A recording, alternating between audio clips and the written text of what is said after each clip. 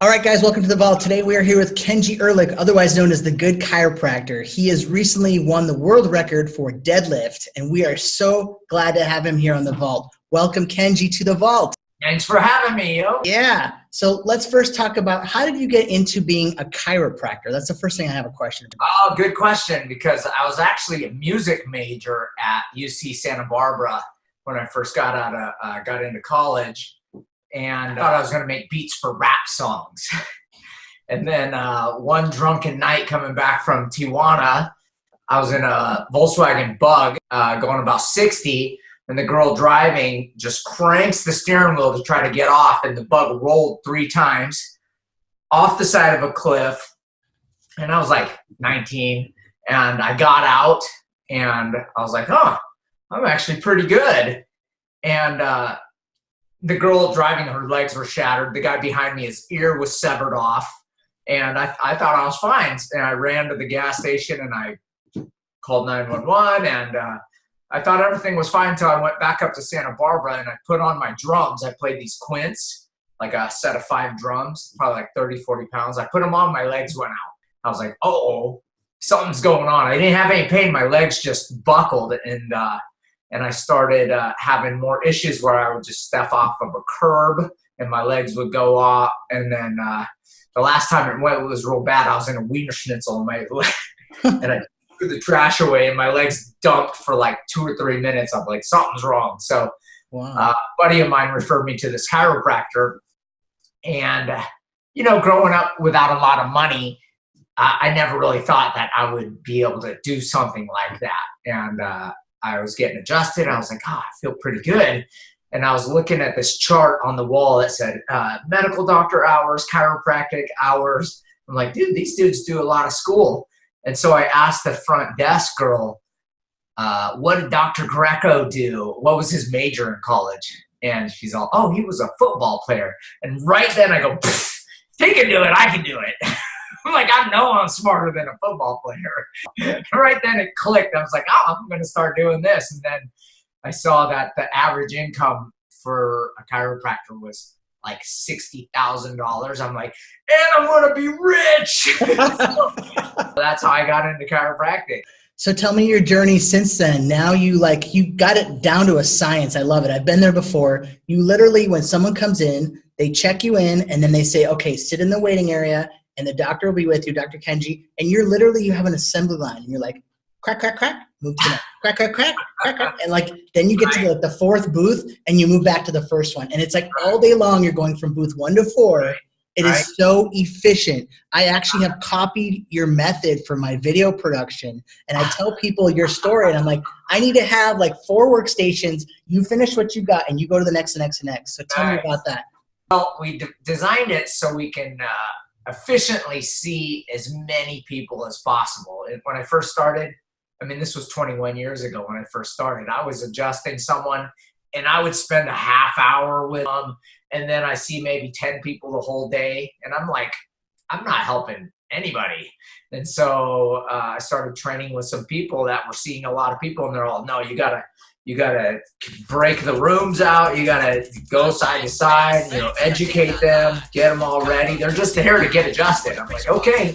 And so I started doing that. And now we got this flow where we help hundreds of people a week, and it's amazing. People get great results, and give them stretches, exercise, nutrition counseling, and people come from all over to get adjusted, which is a blessing.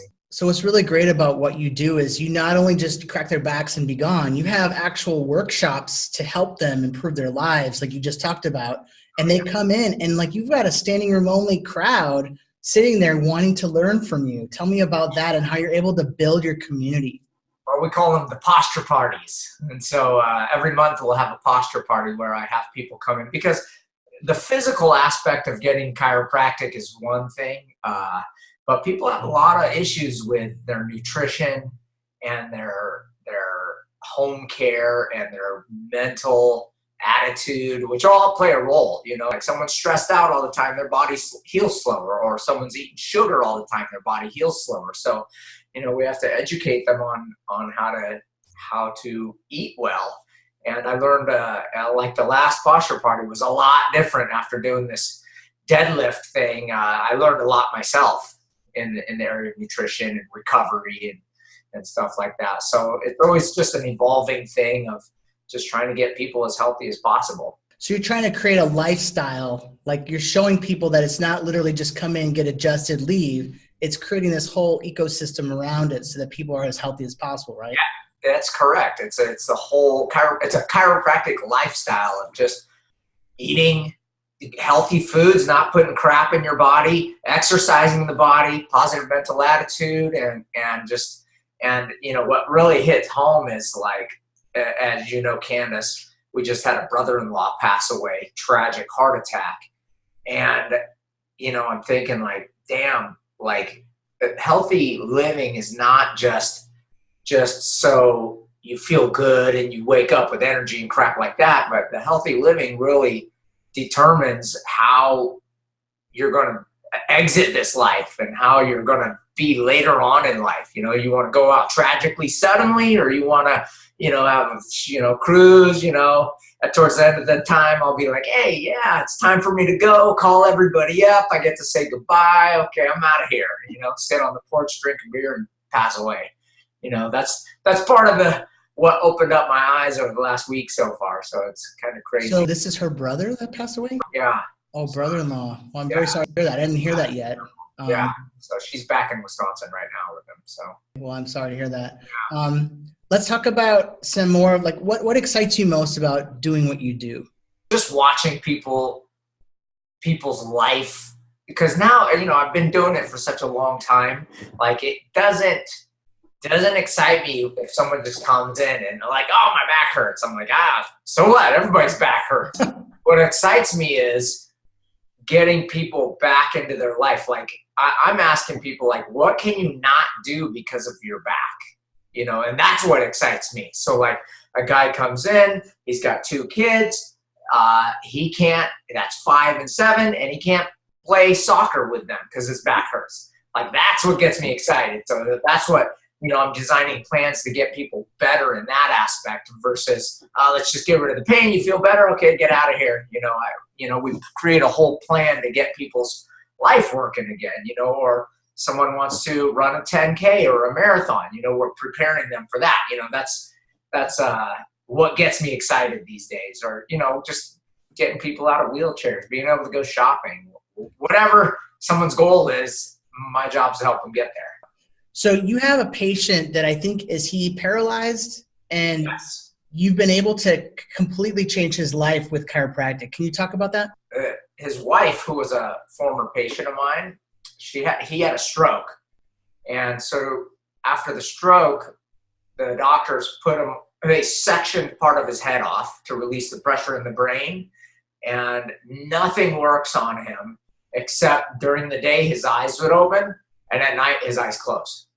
That's it. That's all his body did. So his wife, Consuelo, called me and said, you know, can you help him? I'm like, I don't know, you know, I'll come and check him, but I got to let you know that, you know, chiropractic helps the body. It works with the body's own innate intelligence, and it helps it to go get healthier, or it helps to go wherever it needs to go. You know, all I do is remove interference, and I just let the body do the rest. So I told her, like, you know, I may adjust him and he may pass away. And she's like, that's fine. It's just he can't be stuck in this. He's stuck in this limbo state. Like he's not going anywhere. He's not dying and he's not living. So I went in there with full understanding that, you know, I may adjust him and he may die. And she was fine with that. I'm like, okay, let's go. So I went checked him, and his atlas was like over here, his first vertebrae. And that has a big effect on the brain stem and brain function and body function. You know, like when that atlas gets broken, people are paralyzed, you know, when they get hung. That's how important that atlas is. So I went in there and I said a little prayer and I adjusted him, and his right arm moved. Wow. Everybody's like, holy crap. I'm like, he's still here. I'm like, oh, that was a good one. So And so I went back, and each week I went back, like something new would develop. Like within a week, his eyes started moving side to side, and they were like, "Whoa!" And then his hand would start twitching like this, and like he was able to turn his head a little bit. And so I committed to her that until she can get him in a car, drive him to me, that I would go once a week. And within 3 months, the doctors checked him and they took him off hospice care. So he was doing so well.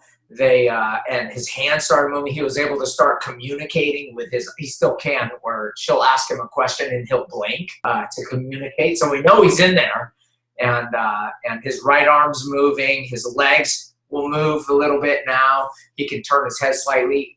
He's got a tube still in his neck, and he's getting fed through a feeding tube, but we changed his, he had this feeding food that's like, it's all like corn syrup and crap like that, so we got him all this organic food to put in his food tube, chlorella, and his body's healing. It's really slow, but she's able to bring him to the office now, and the doctors actually put a plate back into his head, and like, they're not going to do that if they think the dude's going to die still. So that was pretty amazing, and so we're just working on getting him going. The next step is get his breathing tube out, because he won't be able to talk until that. But he can if you put a straw up to his mouth, he can actually drink juice now. Like, he'll suck and put his lips on, and he can give his wife a kiss. So Wow. that's the big one. He can go.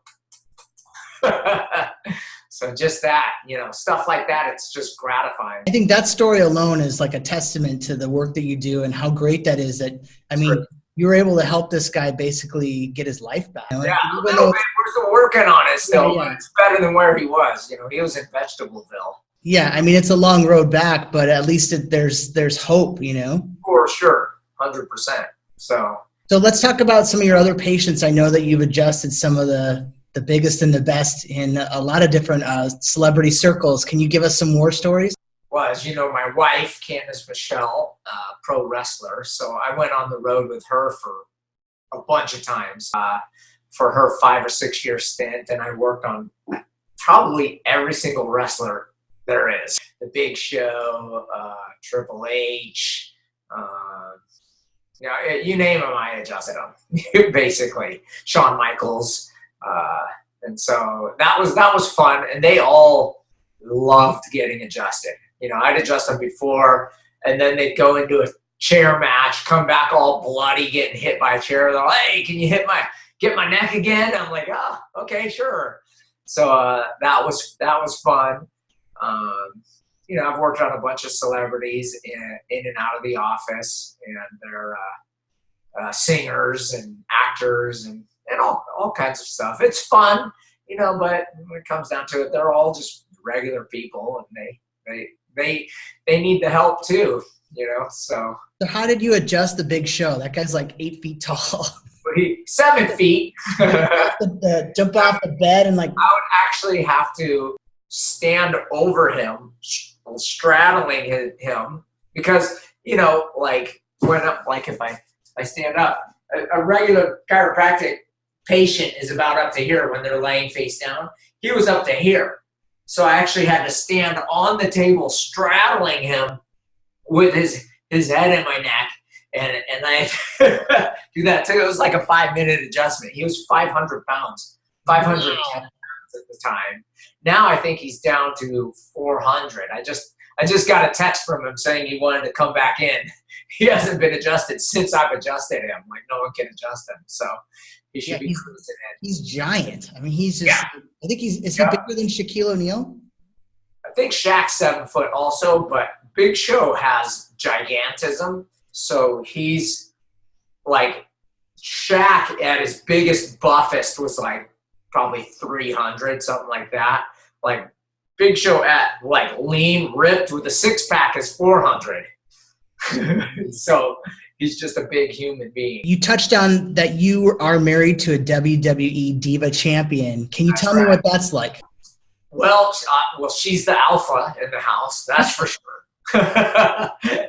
she runs everything, and it's fun because I'm more of the creative, like my head's in the sky, and she's like I got everything organized, I'm in control. She just gets everything done, and so that's good. And it's neat because, you know, our mindsets are different than the average parents probably. And so, you know, she's really motivated to just make these kids champions because that's, you know, that's normal for us. So it's pretty cool that, you know, and she's like, okay, you want to do gymnastics? Okay, you're going to do gymnastics, and you're doing 15 hours a week, and you're 9 years old and 6 years old, and you're going to train. And so you're going to wake up, you're going to stretch, you drink protein shakes for breakfast. No breakfast except on the weekends. Then you could have maybe a little cereal or pancake or something. But it's like Monday through Friday, no sugar. It's like crazy. So, wow. But it's fun. It's fun, and she's a real strong, amazing woman. So. Well, I've seen a video of your kids, and they're kicking butt. Like they're like doing stuff on the beam, and like it's amazing. They're doing back handsprings, and you know it's crazy because when you're a parent, you're thinking with your kids like, I can do anything you can do, and then it gets to a point where we're like, okay, now I can't do that.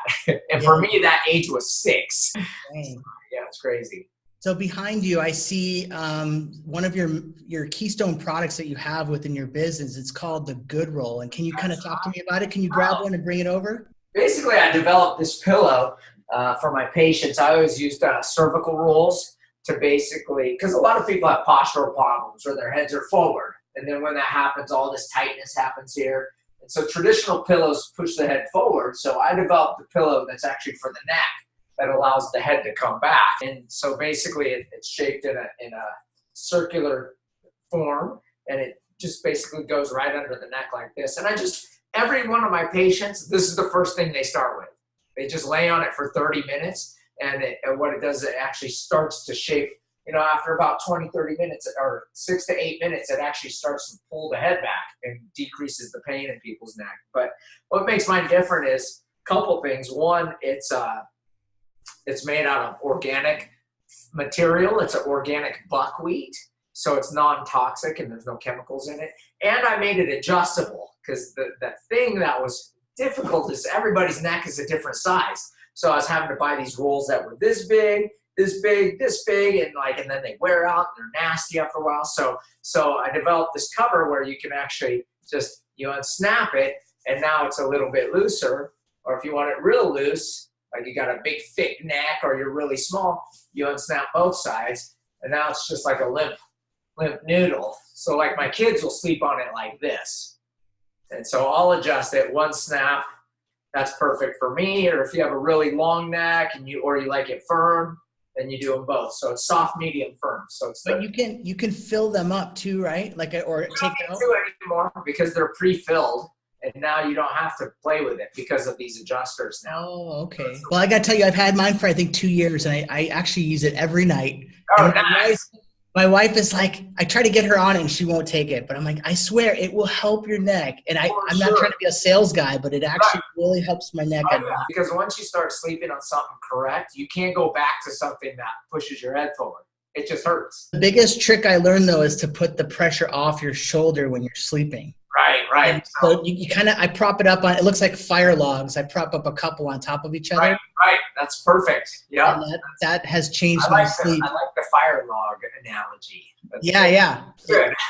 You can copyright it. I'll give that to you. Perfect. Okay, good. So tell me what kind of sacrifices you had to make to basically be an entrepreneur with a product now, essentially, and a service. What type of sacrifices did you have to make to get that production all into place? Because I know it's at one point you weren't even able to meet the demand, right? Well, it took a year just to develop the pillow, but I was like, it was crazy because once you you find something that you're passionate about, and like it's almost not like it's work. Like every spare second, instead of me like jumping on Instagram or something, I was like on Alibaba researching stuff. I'm like, how can I get these snaps for, how much can I get them for, and how strong can I? I'm like getting samples shipped to me, and then I'm doing the design and the trim on there with rhinos with my logo and getting all that done. And, you know, even just the tag, getting that made, you know, and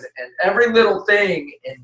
And just so I was like sucked into it. And so my wife would go to bed, and then I'd stay up late. And it's crazy because you do everything on your phone. Yeah. And I would be sitting here texting with China, like, how much for these magnets, this and that. And then finally we actually went with India because it's an organic factory and they have cameras, and I know there's no kids making it and stuff. And so like right at 9 o'clock, they basically wake up. So I start communicating with India, and they send pictures back and forth. And so, yeah, all the covers are made in India, but it's crazy because you just, when you love something, it's not really work. It just sucks you in, and you're just like every second of it. Like I just started writing a chapter to my book, and I was like, oh, I can't stop. I'm like, oh, I remember this. And I'm texting my buddies, hey, remember when we were shit-faced at this bar and I got thrown in jail? I'm all, what happened? And they're texting me. And so it's kind of fun when you just get engulfed into something that you love. I don't think it's really work. It's just kind of money is a byproduct of doing it. Like the chiropractic, I just love doing it, and just money's a byproduct, and that's a blessing. And, you know, this is just something I had to make. And, you know, I'm fine with just selling it to my patients, but, you know, other chiropractics, I think we're in like 40 offices now. Oh. We're selling them. We got them on Amazon now. And so it's like, we're still having, like every month we're having difficulty keeping up with the demand. Like we sell out almost every month, and every month I'm making a bigger and bigger order. And so like next year we're probably going to have to open like a pillow factory or something. Tell me about the Rhino and the significance of why that's your logo. Oh, good question. So the Rhino is something I got from a book called Rhinoceros Success by Scott Alexander. And he basically describes that there's three types of people. There's cows, there's sheep, and there's rhinos. The cows, they're just in pastures, and they're just kind of watching life go by. They watch the cars go by. They're not doing much of anything, just grazing. The sheep, they all line up, and they just follow. And they just do what they're told, and they just follow the next person and do whatever they do. But the rhino, they forge their own path, and they just charge. And that's what, you know, I try to surround myself with rhinos, rhino people, rhino pictures to remind me what my family is. And we put them all over our house, all over our office, just to let us know, you know, you're in rhino country, and you know, we don't hang out with cows and sheep, and and if you are, you know, you got to go. So that's the Rhino. Talk about the Chiro Caddy. It's a pimped out ride that you have. Tell me about it. I was looking for this 57 Caddy for 2 years. And it's just this really nice design. There was only 1,200 made, and the back fins are super sweet. And I couldn't find them anywhere. And every time I found it, it was like, sorry, it's sold. And so I finally found one on Mika Model Auctions. And I'm like, I'm gonna like throw down on this car. I'm gonna spend $30,000 for this car. And so I put in my deposit, and I was on a phone war bidding thing. And so I call, and I'm all, okay, you want to put a bid in? I'm all, yeah, 5,000, 10,000, 15, 20, 30, 40, 50, 60, 90, 110. I'm like, okay, I have to go now. Bye-bye. Will you send me my deposit back? Thanks. Okay. I was like, okay, apparently the car's worth a lot. That's why I can't find it. Finally, I found it in Nebraska. And I was like, I found it on Monday night on Craigslist, Nebraska. I called the dude up. He's like, yeah, it's still for sale. I'm like, I'll see you tomorrow. I canceled all my patients. I flew out there, and I bought the car. While we're in the car, he gets another call. Someone that wants to buy it, and they're like, we'll give you $5,000 more. He's like, no, the dude's already here. So I got the car, and I loved it, and I got it home, and I was working on it here or there, and then I took it to the shop, and they pulled it all apart, and then the shop goes out of business. So I get and it was running going in. I had to tow it coming back, so the car didn't even run. It was just trash. So it just sat in my side yard for like 7 years. And my wife said, "Why don't you call Ryan to fix your car up?" And I'm like, "Oh, that's a good idea. I never even thought about that." Ryan Friedland House is he's the owner of West Coast Customs, and he was a patient of mine for like 18, 19 years. And so I called him up and I dropped it off. He's like, "Dude, if you can do the whole car, we'll put it on the show." I'm like, he's like, "Just to give you an idea, you know, Target pays $500 grand." You know what I mean? I'm like, "Okay, deal, let's go." And so we made the first chiropractic themed Cadillac or maybe car ever. And so we got the Rhino, got this Rhino logo airbrushed down the side, and we got the logo, this logo actually embroidered into the seats and then the floor mat, and it's just sick on airbags, and it's just all done up so nice. The stereo bumps like crazy. That was a prerequisite. So Batman has the Batmobile, and you have the Chiro Caddy. Chiro Caddy, that's right. World famous, and it's on the show. You can look it up. What are some of the mistakes that you have made that you regret over your journey? I don't really look at them like they're mistakes, because I learned lessons every step of the way, and every lesson that I learned helped me to become the person that I am now. Like all the ecstasy that I did and all the drugs that I sold. That's a whole nother show right there. And, you know, me not going into chiropractic and just selling drugs, you know, that developed me into a certain person, and then almost getting killed. Got my house raided by the DEA. So some stuff like that, doing cocaine, like 1 or 2 8 balls a week for a few years. That was all made me the person I am. But I look back on it, and alcohol, drank like crazy. And, but all of that, you know, makes me, it's like, I'm not going to just give you the map of the trails and be like, "Go hike that," and without me hiking it first. I feel like I've, you know, it makes me more relatable and believable to my patients, because they're like, "Oh, this dude's real. You know, he drank a bunch, he did drugs, and he knows how to get his body healthy. He's not just some yahoo pretending to, you know, be this healthy guru dude that's like, do this, this, and this, and I've never been a bad person." So I think it kind of makes me relatable. And as far as mistakes, you know, I don't think I've made any. No? They're just they're all lessons. A bunch of challenges, learning lessons. You know, one of the challenges during my deadlift thing was not practicing what I preached. So I was nutritionally perfect, and, you know, I wasn't getting adjusted 3 times a week like I should have been when I'm training really hard. I was getting adjusted like once every 2 weeks, and then 6 weeks before my record attempt, my back blew up. I was like, "Oh, I better start taking care of this thing. I better start doing everything that I told my patients to do." And from then on, I was like, every second, I'm like, I'm doing it all. I'm doing the joint, I'm doing my stretching, I'm doing my meditation, I'm doing it all.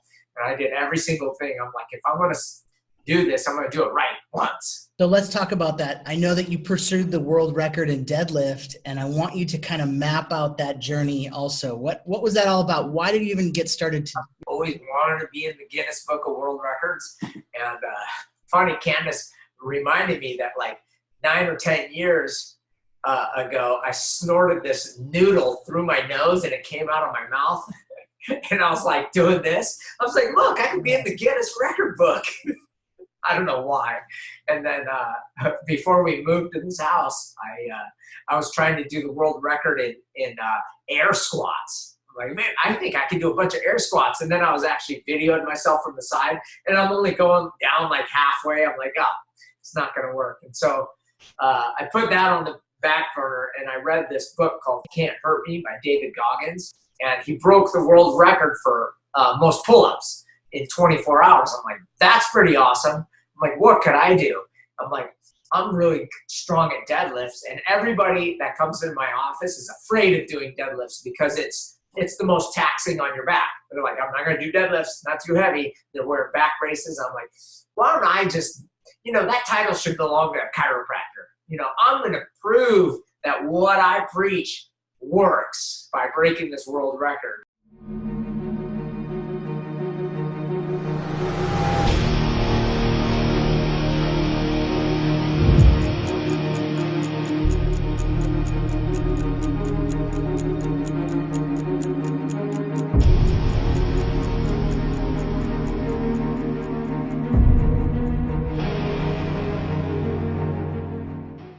So for 5 months, I trained. I wasn't really serious, though, till about 3 months before the record because I didn't get my acceptance letter from Guinness for about 12 weeks. And then I applied, and then once I got that acceptance letter, I was like, okay, no more screwing around. And the biggest thing for me was I cut alcohol, 100%. I'm like, and that's hard for me because I like to come home Friday night, have a couple drinks, Saturday, a couple drinks, Sunday, a couple drinks. And it was the hardest thing getting rid of that. But because my goal and my mission was so focused, I didn't even want it. And so the last time I drank was like July 7th, like 4th of July weekend. And and this is when I'm like I got the acceptance letter. And then this was the next day. I drank a beer and I got sick. I'm like, whoa, that's weird. And so I didn't drink that day, and I got a headache, almost like a hangover almost instantly. And then the next day, I'm like, I'll just drink tequila. And so I drank a tequila, and I was like, it tastes sour. And we drink this real high-end tequila. I'm like, something wrong with this tequila? I'm like, this is bad. And then I got sick again. I got a headache. I'm like, dude, that's a sign. Like, if alcohol is making me sick, it's like I made my goal so big that my body's just rejecting anything that's bad for you. And so I cut it out 75 days. And actually, I went 2 more weeks afterwards. And then I had a margarita. I was like, oh, I'm wasted. And then I got tired. I'm like, I feel like crap. So let's go to the world record. I know that you had it live streaming from like 6 a.m. till past midnight. And during that time, your entire office was like this amazing gym. You had dozens and dozens of people supporting you and trying to push you forward. And I was watching it too. I was sitting in bed, like half asleep, and I'm like, I gotta see if he breaks the record. I'm like, my eyes can't stay open. I'm like, I gotta check and make sure. I owe it to him to like see when he crosses that threshold. And you beat it, and then I could go to sleep. But it was just like everyone was pushing you, and you had calluses on your oh man, they were blisters. They're still healing. Like, I don't know if you can see those guys, but they're peeling everywhere right now.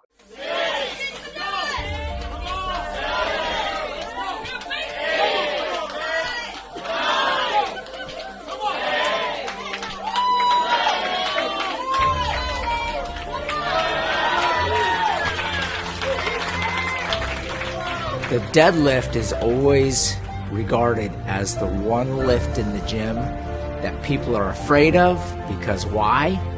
Because of the lower back. I figured that whoever can lift the most weight with a deadlift in 24 hours should have a pretty strong back. And I could actually probably say they'd have the world's strongest back. And so I figured if that title belongs to anybody, that should belong to me as a chiropractor.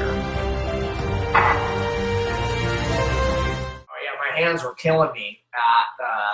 How'd you get past that? It's just, I don't know, I was rough, and I was looking up. Every time I do a set, I'm like, fuck, it's not moving. And then every time I grab the bar, I'm like, oh, my hands are killing me. It's like, I'm not going to be able to keep going. And like, this finger hurts so bad, I thought it was going to rip off. So I had my sister actually go to this market and get super glue. So when I pulled my glove off, if it peeled off, I would glue my skin back on. And so I peeled it off. I'm like, oh, it's not peeled off. But a blister was forming. And then blisters formed all the way across all of these and all of these. And then under my calluses, I got blisters. And like this finger's still a little trashed. You see the blood vessels busted in there. But you couldn't touch my fingers were so tender you couldn't even touch them like this. And so, but after, like, I would just sit there every time, and I had them time me. So I'm like, you got to time me and keep me on track, or else, we can't do this. And so I would do a set, rest 1 minute. And I do that 5 times, and then I get a 2-minute rest. And during that 2-minute rest, they would massage my arms, and it's like a pit crew just coming in and just getting on me. I'm like, lasering my hands and active release my forearms, adjusting me. And it was crazy, but, and then I'd get back. He's like, okay, it's time. I'm like, it went by so fast. And then he'd go, okay, go. And every time I went to grab that bar, I'm like, damn it. And I'd grab it, and it just hurt like hell. And I just put through it. But, my wife wrote a little thing right at the bottom. I look at it every time I do a rep. It says, remember tomorrow. I'm like, I got to do this. And then I had a picture of my daughter that my daughter wrote up there. So my eyes would go from here to there, here to there. And I just remember all the time I'd sacrificed to train. Like, I'd be working out 4 or 5 hours. It's on a weekend when I could be hanging out with my kids or something. I'm like, I'm not doing all that for nothing. I will go until my skin rips off of my hands. And I didn't use straps, but I had straps in case I needed to. I even bought these straps with metal hooks like this. So if I just needed to lift, but I just used my hands and just powered through the pain. And the last 5 hours, the pain went down probably by 30%. So it was actually tolerable. It was just, I started feeling my hip go out, and it was like things are falling apart. But so what was that like when you finally did break the record? What was that feeling? It was amazing. And in my head, I was like, I'm going to break the record. I'm going to take another 20-minute nap, and then I'm going to go 3 or 4 hours. But I knew, like, I took a 20-minute nap like halfway through, and it took the massage guy and massage guns and all kinds of stuff. It took me 30 minutes just to get up and start moving again. And then it took me another 15, 20 minutes to get back into my rhythm. Like, I lifted it once. I'm like, oh no, I'm not even going to be able to lift this. And so it took a full hour for me to really get back into track. And so at the end of the day, I was like, if I take a nap, I'm screwed. Let's keep going. We're going until I get to my 1.1 goal. And I'm like, so I went I think it took me another 2 hours of just pushing through. I'm like, let's do this. I'm not going into the last shift, because every 4 hours you have to switch trainers and witnesses. And I'm like, you're the last witness and trainer. Let's go. I'm breaking it before, and I broke it like right before my goal, right before 2 o'clock in the morning. What I loved about it was, after I saw you break the record, like, and I had to watch it on replay the next morning, but you were like, whoa, whoa, whoa, whoa. You did like 30 or 40 like in a row at the very end. Like, you didn't that was the very last set. Yeah, like that last set was like crazy. Like, and I was like, how is he still able to even move his arm? Well, I was like, I was only doing sets of 15. But the other thing at the end, though, was you let go and you broke your own record, and then you put your hands in the ice. Oh, and yeah. Candace, your wife, comes around and hugs you. Tell me about that moment. Oh, it was just amazing. Like, I couldn't, I was like, I'm just going to do as many as I can. I'm going to use it all, and I'm just going to go. And so I just pounded out. I'm like, I feel pretty good at 15. And I told everybody, this is the last set. And everybody's counting and counting. I'm like, let's keep going. Let's just keep going until my body just stops. And then after about 30, my hip was starting to hurt. I'm like, I think I can knock another 10 out. So I just did a last set of 40 just to put a little exclamation point on it. And then after I was done, I was like, ice, my hands. And then, like, Candace came up, and it was just, she was my rock the whole time. Like, I went to the two of them. And you have a family full of champions in different disciplines. I love it. Right. So I want to segue into, because we're kind of short on time, but I want to segue into a couple more questions here. And one of them is, I want you to look into the camera and talk to your younger self and give yourself some advice on what you think would have been excellent to have back in the day. My advice would talk to younger KenGee. Like, hey, younger KenGee, here's my advice to you. I know you're poor, and you don't think you're going to go anywhere because you grew up in Lancaster in a mobile home, but things get a lot better later. So get your confidence up because you're going to be a champ someday. You get the girl, you get the car, you break the world record. Man, you got the trifecta right now. That's it. That's it. You know? So, as you may know, the Vault is all about the secrets of success and unlocking those secrets. So most people think that, you know, maybe money or riches is the key to happiness and success, but I think it's the knowledge. And I would love to learn from you what you feel the secrets are to success. I think you just have to have a goal. You have to have a goal that motivates you enough to make you want to charge after it. Like after a big goal too. Like it can't be like some little goal. It's got to be like something big and something that gets you focused to where you need to be excited about it. And it needs to be to where like you're so excited that like every spare second you spend on it, you know, versus, because if you don't have that goal, you're just going to do junk time on the TV or junk time on the phone. Like last night, like I started getting in my head, like I'm going to write a book. Like 2 days ago, it just popped into my head. I got another world record that I'm going to break in probably March with the deadlift also. Most weight in 1 minute. I'm going to do 13,500 pounds. Wow. So I have to deadlift 225 60 times in 1 minute.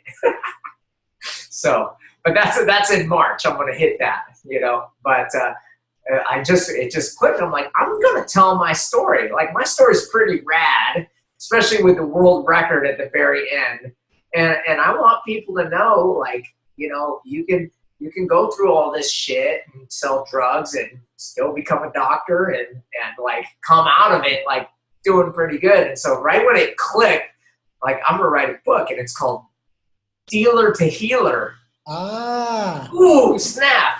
And then so like I was like sucked into it, and all of a sudden I'm like I emailed 2 publishing companies of the last 2 books that I wrote. The David Goggins one, that Can't Hurt Me. Like I'm like, well, let's start there because that's the book that stimulated it. And then this other one. And then I was like, I had like 10 extra minutes at my girls' gymnastics class, and I'm going through, you know, I've already read probably 40 books this year, and a lot of them are audio. So I'm like looking through all my books this year. I'm like, I'm going to send an email to every single book I read this year. And I'm going in, I'm writing their name down, I'm writing which book it is. I'm like, every second's consumed by it. And then this morning I woke up, I'm like, maybe I need to send them one of my chapters. Oh, I got to write a chapter first. And so I just started with the chillers, you know, when I got thrown into jail when I was in chiropractic college. And so I told the whole story about that and how it got busted with battery on a police officer. And then I'd go to county jail for a week. And so I started with that story right there. And I couldn't, and it wasn't finished. And I texted 2 of my friends that were there.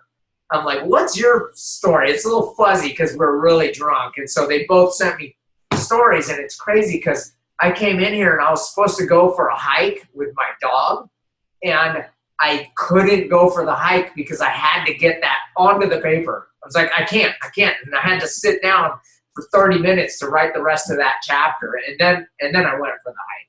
So I think you need to get something that just excites you and just motivates you and just drives you. You know, if you can find that, you know, you're blessed. You told me that you lived a life where you're selling drugs, you lived in a mobile home, you had no money. What was your rock bottom moment? Rock bottom was when I was partying a lot, taking a lot of ecstasy, and I basically had 0 money to my name.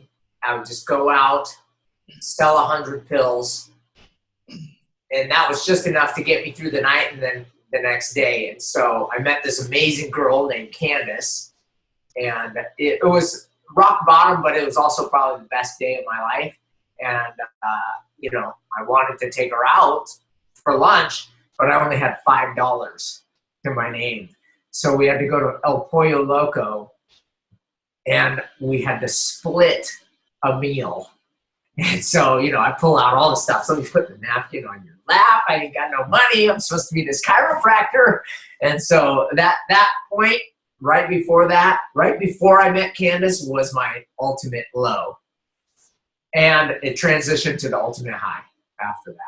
That's amazing. And you should write that down, the ultimate low to the ultimate high. But it's not a drug high. This is like a life high. Yeah, I think I was probably high, though. What advice do you have for entrepreneurs like yourself? Get up and grind. Get up at 5 a.m.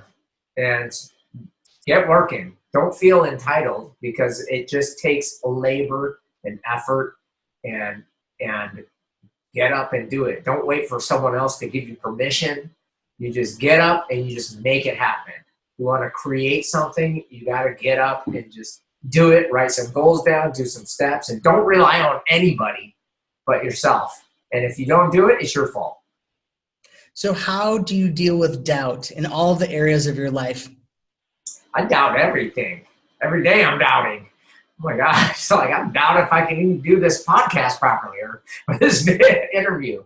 But I just don't allow any negative stuff to come out of my mouth when I'm doubting things. Even though I may be scared shitless or whatever, I don't let my brain hear it come out of my mouth, because I believe that whatever your brain perceives, it usually can go that way. So if you're saying you're always sick, I'm always sick and fall. Like, people always get sick and fall when they say that all the time, or I'm bad at math.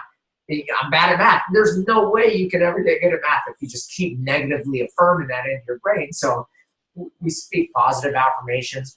I write my goals down every day just to make sure, is this still the goal I want every day? You know, I'm going to write a book. I need to write that goal down. I'm going to deadlift 13,500 pounds. I write it every day. I write it down. It's like, that's still what I want? Yes, still what I want. And it changes every month. It'll change, and I'll delete some stuff. And so just got to, you know, not let it come out of my mouth and just stay focused on the positive. And there's always shit, but, you know, I could deal with it and move. And I see a TV show in your future. I think I could see you definitely having something. We've talked about it many times, but I definitely, every time I'm with you, virtually or in person, you make me smile. Like, you have like this energy about you that's like so infectious. Like, there's times where my cheeks hurt because of you, because you're making me laugh so much. Right. That's funny. Well, anyway, we're going to wrap up.